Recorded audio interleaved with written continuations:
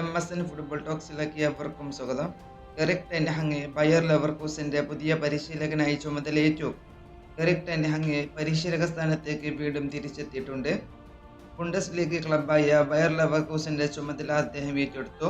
ഇന്നായിരുന്നു അദ്ദേഹം ക്ലബിന്റെ ചുമതല ഏറ്റെടുത്തിട്ടുള്ളത്. ഇത് ക്ലബ്ബ് തന്നെ ഒഫീഷ്യലായി കണ്ട് തന്നെ സ്ഥിരീകരിച്ചിട്ടുണ്ട്. 55-കാരനായ ഡച്ച് പരിശീലകൻ സാബി അലോൺസോയ്ക്ക് പകരക്കാരനായാണ് ടീമിലെത്തിയിരിക്കുന്നത്. സാബി അലോൺസോ ലെവർകൂസൻ വിട്ട് റയൽ മാഡ്രിഡിൽ ചേർന്നിരിക്കുന്നു. 2024 ഒക്ടോബറിൽ മാഞ്ചസ്റ്റർ യുണൈറ്റഡ് അദ്ദേഹത്തെ പുറത്താക്കിയതിനു ശേഷം ടെൻ ഹാങ് വേറെ ചുമതല ഏറ്റിരുന്നില്ല.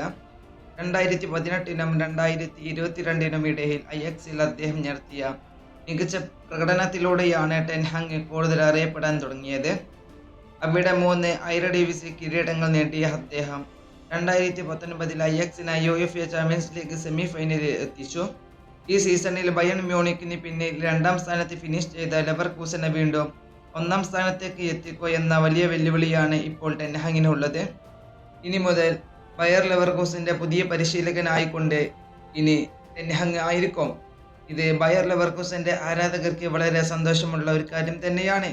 ഈ വീഡിയോ ഇവിടെ അവസാനിപ്പിക്കുന്നു. ഫുട്ബോൾ ലോകത്തെ കൂടുതൽ വിശേഷങ്ങളുമായി അടുത്ത വീഡിയോയിൽ വീണ്ടും കാണാം.